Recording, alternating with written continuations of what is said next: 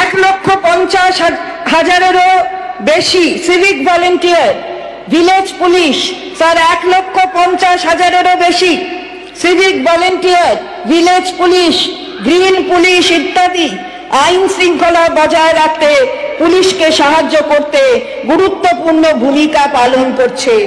আমি আনন্দের সঙ্গে জানাচ্ছি যে এদের মাসিক পারিশ্রমিক আরো 1,000 টাকা বৃদ্ধি করা হবে। রাজ্য পুলিশে এদের যুক্ত হওয়ার কোটাও 10% থেকে বাড়িয়ে 20% করার প্রস্তাব করছি। আমি এই খাতে 180 কোটি টাকা বরাদ্দ করার প্রস্তাব করছি।